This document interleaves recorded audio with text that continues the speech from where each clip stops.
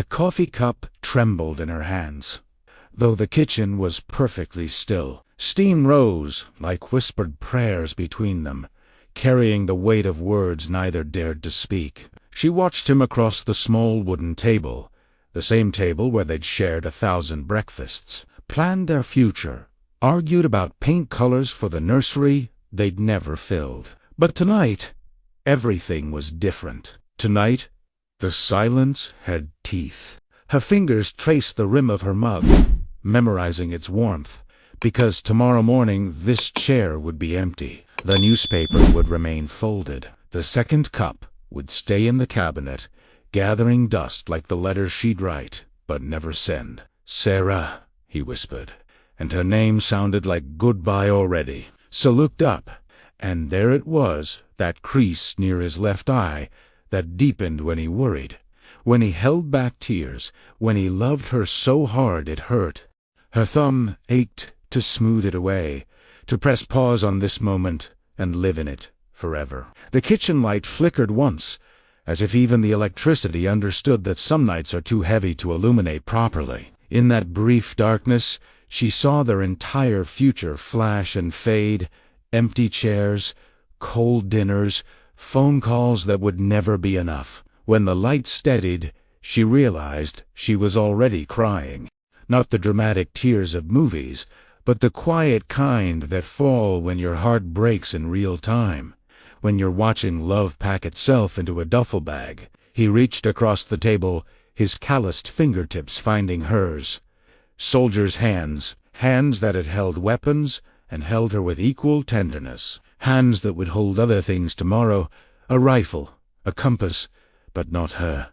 The clock on the wall ticked past midnight. Officially, it was already the day he would leave. But she wasn't ready. She would never be ready for the sound of his boots on the porch steps, walking away instead of coming home. Captain Michael Harrison had been home for exactly 43 days. Sarah knew because she'd counted each one like a rosary of borrowed time, marking them on the calendar with tiny hearts that grew smaller as the red circle around December 15th. Grew larger, 43 days of waking up to his breathing beside her. 43 days of coffee for two. 43 days of pretending that deployment orders didn't exist in manila envelopes, waiting on his desk like a patient predator. The house on Maple Street had learned to hold happiness again during those weeks. The porch swing creaked with evening conversations. The garden recovered from months of her distracted care. Michael's steady hands coaxing life back into the roses she'd nearly killed with neglect and tears. Even the neighbors commented on how the laughter drifting from their backyard sounded different now, fuller somehow. But houses, Sarah learned, have memories longer than hearts want to carry. The spare bedroom still held traces of his previous departure, a forgotten sock behind the radiator, the outline on the wall where his dress uniform had hung like a ghost in dress blues. She'd left these things untouched, like shrines to the man who came home and the man who always had to leave again. This time would be different, though. 80 months in Afghanistan. The longest they'd ever been apart. "It's not just about the time," she'd whispered to her sister on the phone last week, twisting her wedding ring until her finger turned white. "It's about becoming strangers to each other's daily lives. Learning to sleep alone again. Learning to make decisions without his voice in my head." Her sister had offered the usual words, "Military wives are stronger than they know. Love conquers distance. The homecoming will be worth it." But Sarah had stopped listening. She'd heard these promises before, had believed them before, had survived on them before. Tonight was different, because tonight she understood something that 2 previous deployments hadn't taught her. Some goodbyes change you in ways that hellos can't fix. The duffel bag sat by the front door like a loyal dog, waiting for morning. She'd helped him pack it 3 days ago, folding his T-shirts with the precision he'd taught her military corners. Everything compact and efficient. Her hands had moved automatically while her mind catalogued each item. The photo of them at Niagara Falls. The letters she'd written him during his last deployment now worn soft from reading. The small wooden cross from his grandmother. "You don't have to watch me pack," he'd said gently. But she'd stayed anyway, memorizing the ritual of his leaving, storing it like provisions for the lonely months ahead. Now the house felt suspended between two worlds. The one where he lived here, and the one where he didn't. The morning newspaper was already paid for 6 months in advance. The lawn care service had been contacted. The car insurance adjusted for a single driver. All the practical preparations for absence, while her heart remained utterly unprepared for the reality of it. The past 3 weeks had moved like honey through winter, thick, slow, precious in their sweetness, but heavy with the knowledge that sweetness never lasts forever. Sarah had developed rituals without realizing it. Every morning she woke 5 minutes before her alarm just to listen to Michael breathe. Not the deep, peaceful breathing of vacation sleep, but the measured rhythm of a soldier who never fully relaxed, even in dreams. She'd learned to read the subtle changes. When nightmares visited, his breathing quickened. When he was truly at peace, soft snores that made her smile. When he was already awake, but pretending to sleep, the too perfect stillness of a man lost in thought. The kitchen had become their sanctuary during these borrowed weeks. Not because of grand gestures or passionate conversations, but because of the small, ordinary moments that felt extraordinary when you knew they were numbered. The way he always rinsed his coffee cup immediately after finishing. A habit born from military efficiency that she'd once found annoying and now found endearing. The way he'd savor the last bite of everything. Toast, eggs, even the morning pastries from Miller's Bakery that they'd started buying every Sunday like a small rebellion against time. She'd memorized his hands during these breakfasts. The thin white scar across his knuckles from a childhood accident with his brother's bicycle. The calloused pad of his index finger from years of triggered discipline. The way his wedding ring caught the morning light, creating tiny rainbows on the kitchen wall that danced with every gesture. But it was the evenings that undid her. They'd established a routine of walking through their neighborhood after dinner, hand in hand, like teenagers, pointing out changes to houses they'd never see together again for 18 months. Mrs. Peterson had painted her shutters blue. The Johnsons finally fixed their broken gate. The new family on the corner had planted a garden that would bloom next spring while Michael was gone. "Look," he'd said last Tuesday, stopping in front of the small park where they'd had their first real conversation 6 years ago. They rebuilt the playground. New swings moved gently in the evening breeze, empty but full of future laughter from children who would grow and change while he was away.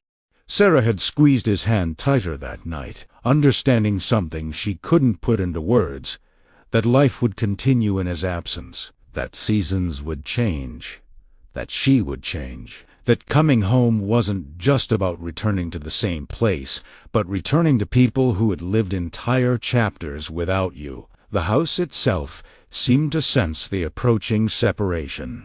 Floorboards creaked differently under their feet, as if the wood remembered previous goodbyes and was bracing itself for another. The bedroom walls held their whispered conversations about everything and nothing.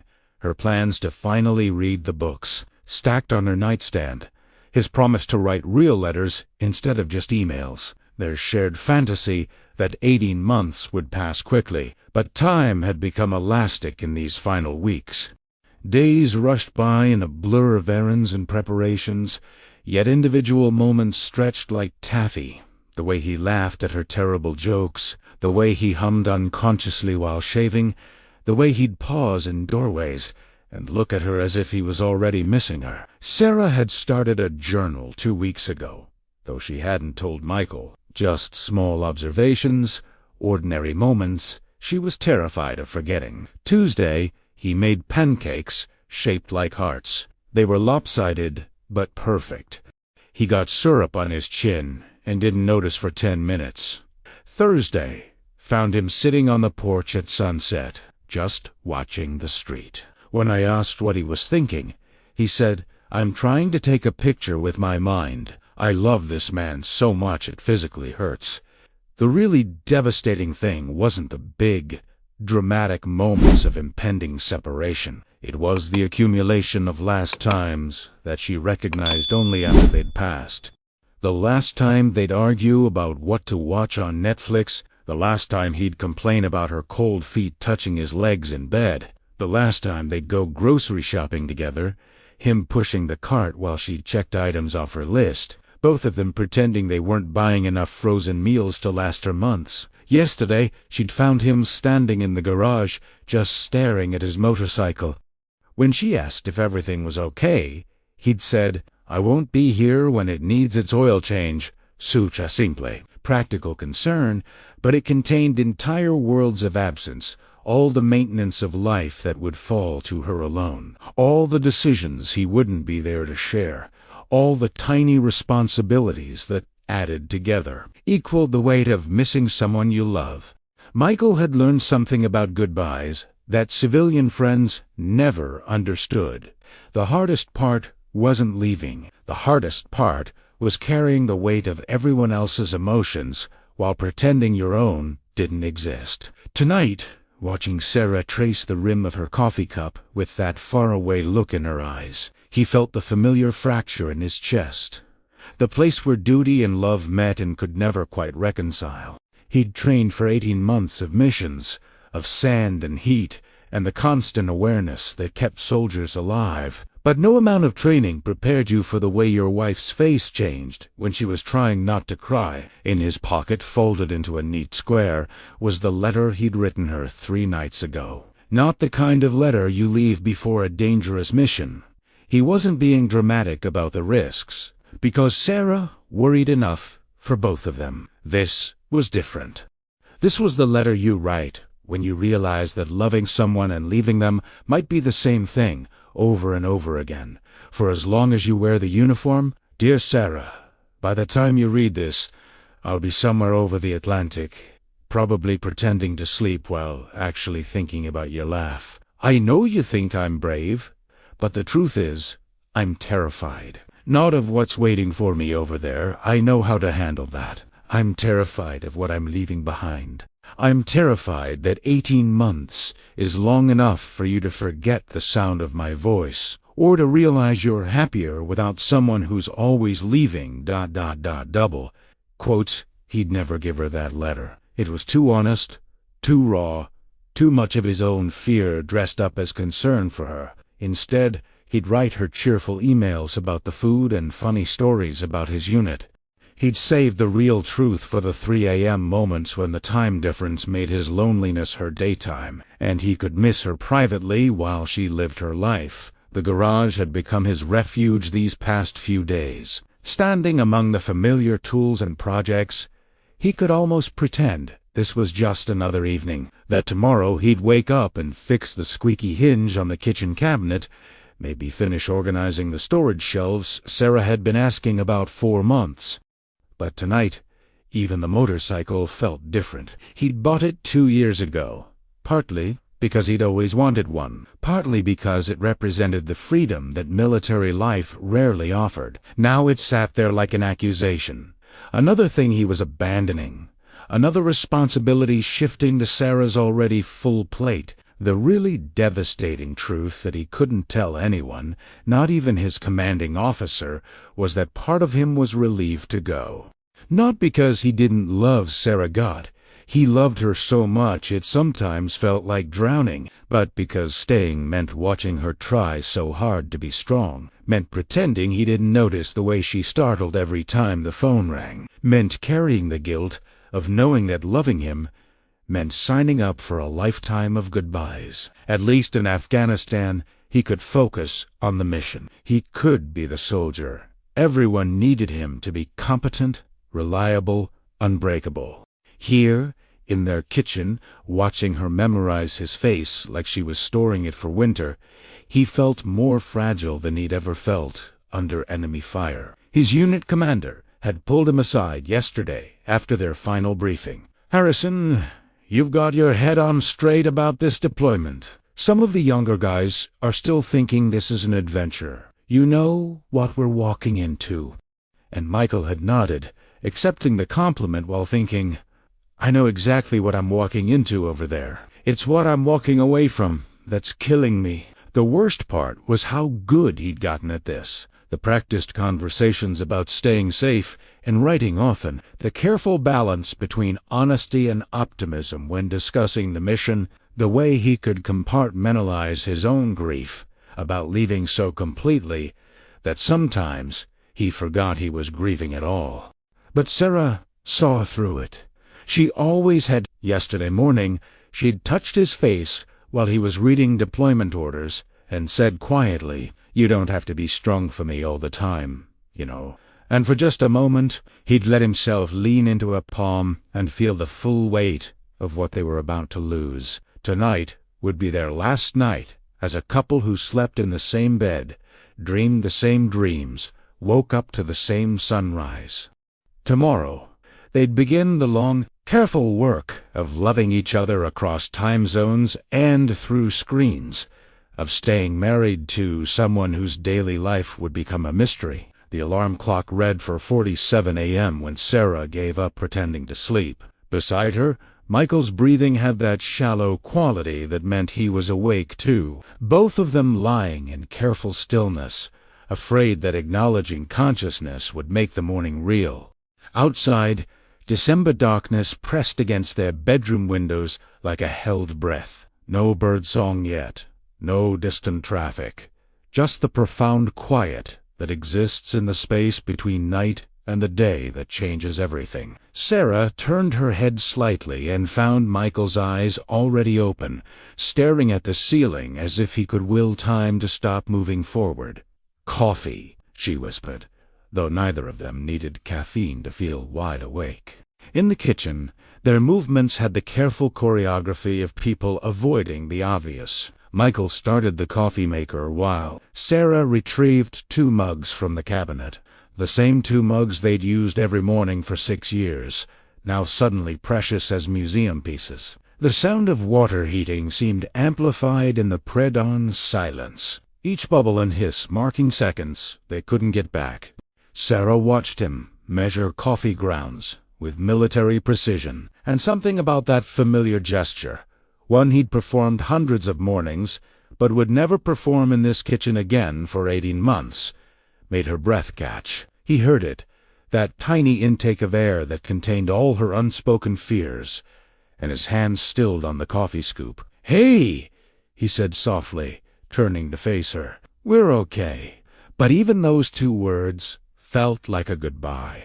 The morning unfolded in a series of last times disguised as normal activities. Michael showered first, and Sarah found herself listening to the water running, memorizing even that mundane sound. When it was her turn, she stood under the hot spray longer than necessary, knowing that tomorrow's shower would be solitary, that the bathroom would echo differently without his presence filling the house. Breakfast became a ceremony of careful normalcy.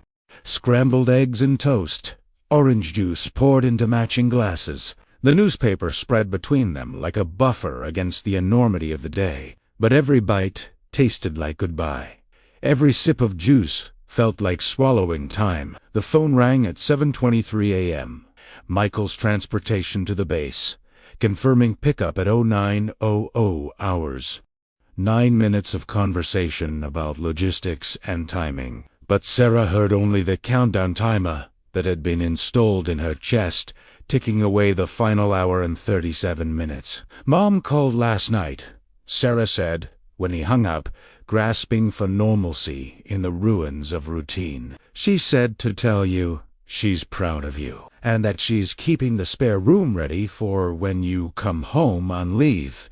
Michael smiled, but it was the kind of smile that acknowledged kindness while containing sadness. His mother had learned to love Sarah like a daughter, had learned to worry about both of them during deployments. The spare room comment was her way of saying that home would wait, that family would endure. At 8:15, Michael carried his duffel bag to the front porch. Not because he needed to.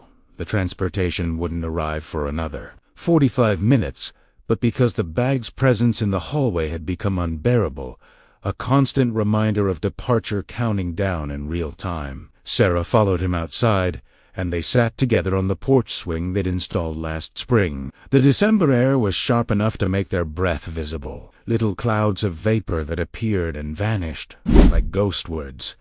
Michael reached for her hand, and she let him take it, even though touching him now felt like holding ice, beautiful but painful, something that would leave you changed long after you let go. "Remember when we bought this swing?" he asked, and Sarah nodded, though the memory felt like it belonged to different people. Last spring, they'd been planning garden improvements, and talking about maybe, someday, children who would play in the backyard, while parents watched from this same swing. Now the swing felt like a witness to all their postponed dreams. A neighbor's dog barked in the distance. Someone started a car engine 3 houses down. The world was waking up to an ordinary Thursday, while Sarah's world was ending and beginning simultaneously. At 8:45, Michael went inside to retrieve his dress uniform jacket and military ID. "Standard procedure," he explained, though Sarah suspected he needed a moment away from her eyes, which had become too honest, too full of everything they weren't saying. When he returned, she noticed he'd been crying, not dramatically, just the telltale redness around his eyes that she'd learned to recognize over 3 deployments. It was almost worse than her own tears, this evidence that beneath his soldier's composure, he was breaking too. "The car will be here soon," he said unnecessarily. Sarah nodded, though her throat felt too tight for words. Soon had become the most terrible word in the English language. They stood together in their front yard, surrounded by the ordinary details of their ordinary life. The mailbox Michael had painted last summer, the flower beds Sarah had neglected during his previous deployment, the small ceramic gnome that was a ridiculous housewarming gift from his sister 5 years ago. All of it would remain exactly the same tomorrow, a museum of their life together, while he disappeared into another world entirely. In the distance, Sarah heard the sound of an approaching vehicle, though it could have been any car on any morning. But somehow, she knew the countdown that had been ticking in her chest for weeks suddenly went silent. This was it, the moment that would split their life into before and after.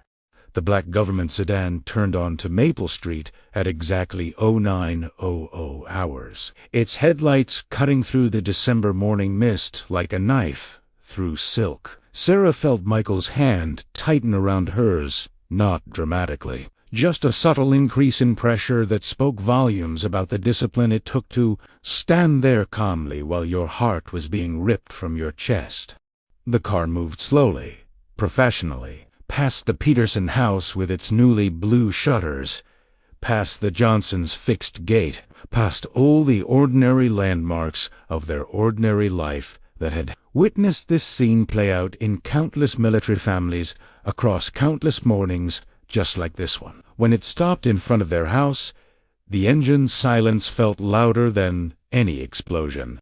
The driver, a young sergeant with kind eyes and perfect posture, stepped out and approached with the careful respect of someone who understood he was interrupting a sacred moment. He didn't rush them, didn't check his watch or tap his foot, just waited at a respectful distance while 2 people tried to figure out how to say goodbye to 18 months of their lives. "I need another minute," Michael said to the sergeant, his voice steady but not quite normal. "Take all the time you need, sir," came the quiet reply. And there they were, standing in their front yard while the morning sun climbed higher, faced with the impossible mathematics of love.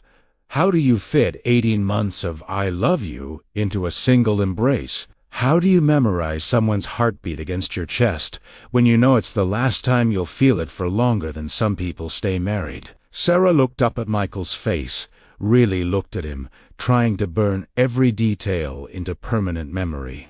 The small scar through his left eyebrow from when he'd fallen off his bike at age 7, the way his jaw tightened when he was fighting emotion, the exact shade of brown in his eyes, which seemed darker now, storm-colored with unshed tears. "I don't know how to do this," she whispered, and her voice broke on the last word. "Neither do I," he whispered back, and somehow his honesty was more comforting than any false reassurance could have been.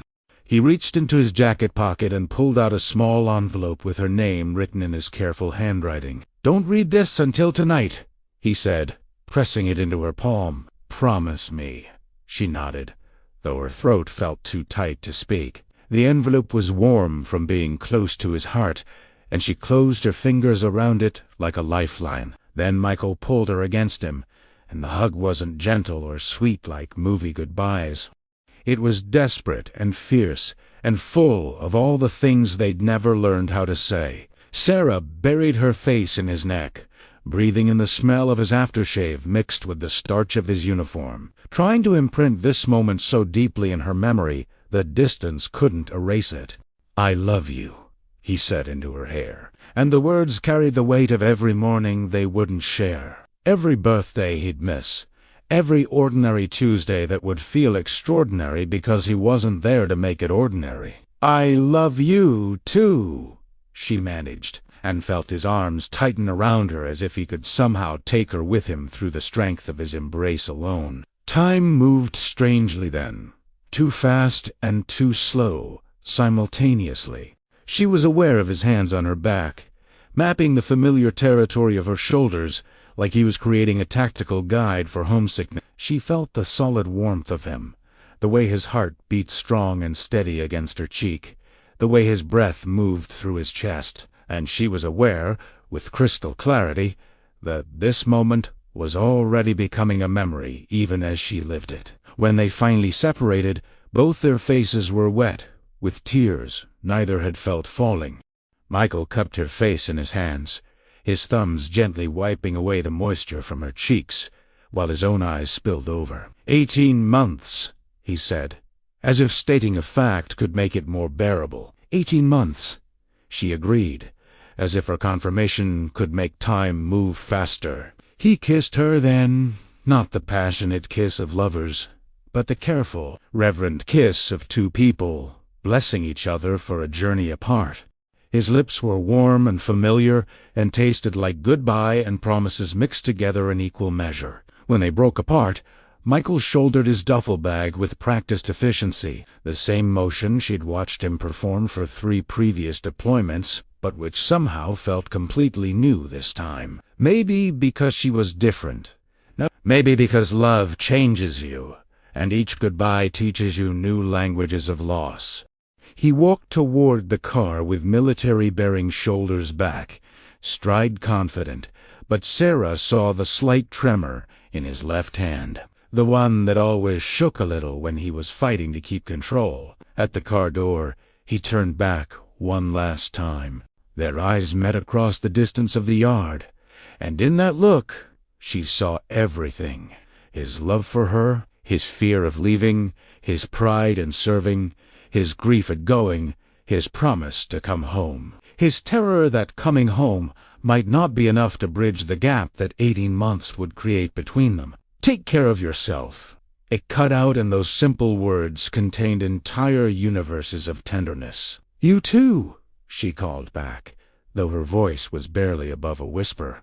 Michael got into the sedan, and through the window she watched him speak briefly to the driver. The car pulled away slowly, as if the driver understood that this moment deserved respect, not efficiency. Sarah stood in her front yard, still holding the envelope, watching the black sedan carry her husband toward the horizon. She watched until it turned the corner and disappeared, until even the sound of its engine faded into the general hum of morning traffic, and then she was alone with the December air, and the weight of 18 months stretching ahead of her like an ocean she'd have to learn to swim across, one day at a time. Sarah stood in that spot for a long time after the car disappeared, holding Michael's envelope against her chest like a talisman. The morning continued around her neighbors, leaving for work, children walking to school, life moving forward with the stubborn persistence that life always has, even when individual worlds are ending.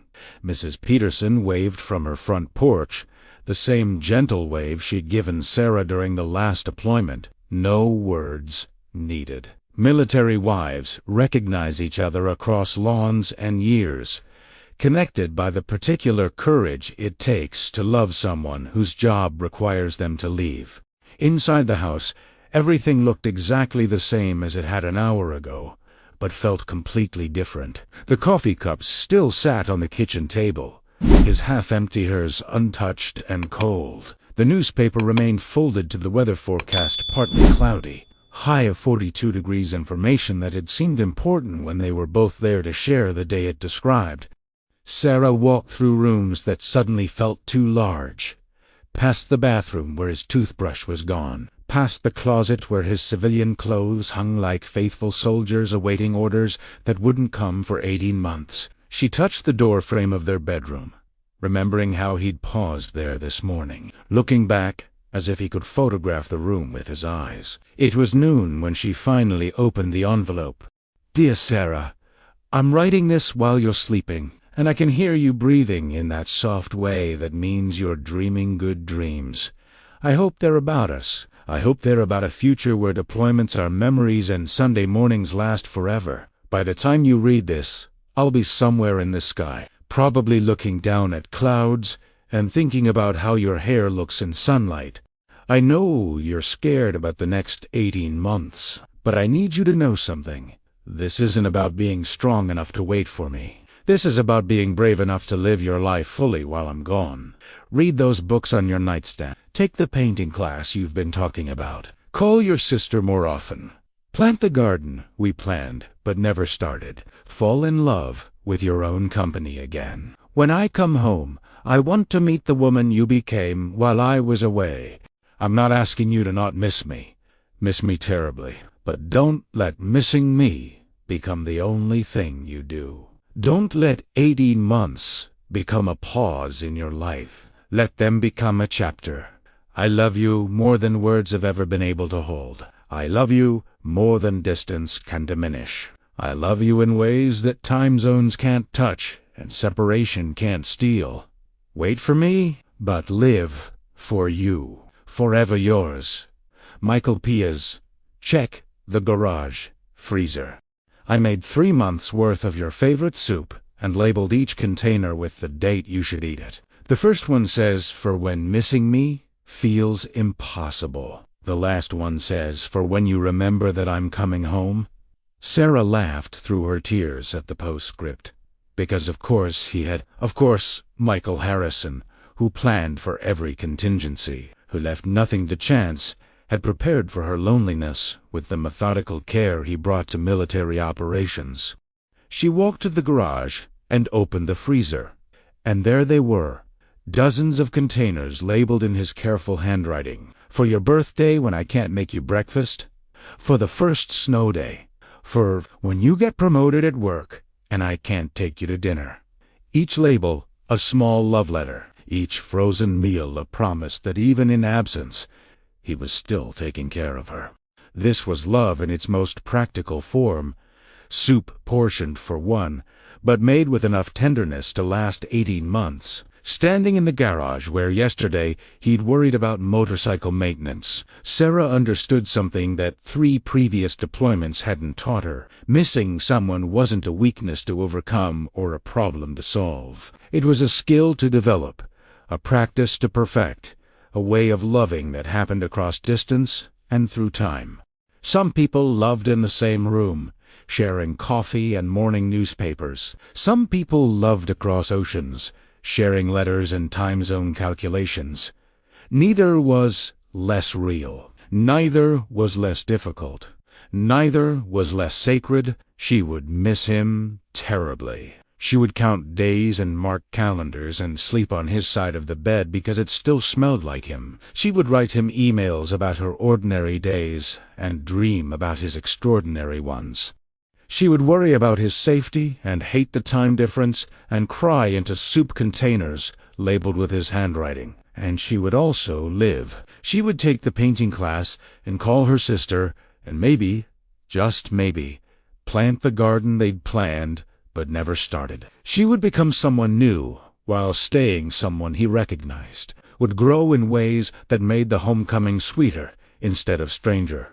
Outside, December afternoon light slanted through the garage windows, illuminating dust motes that danced like celebration. Somewhere, Michael was 30,000 feet above the earth, beginning his own journey toward missing her. Tomorrow, she would begin hers. But today she would eat the soup labeled for when missing me feels impossible, would start the first book on her nightstand, would water the houseplants that had somehow survived her distraction during these final weeks. Today, she would begin the long, patient work of loving someone by learning to love the life he'd asked her to live while he was gone. If this story touched your heart, if you understand the weight of military goodbyes or the courage it takes to love someone whose job is leaving, share it with someone who needs to know they're not alone in missing someone.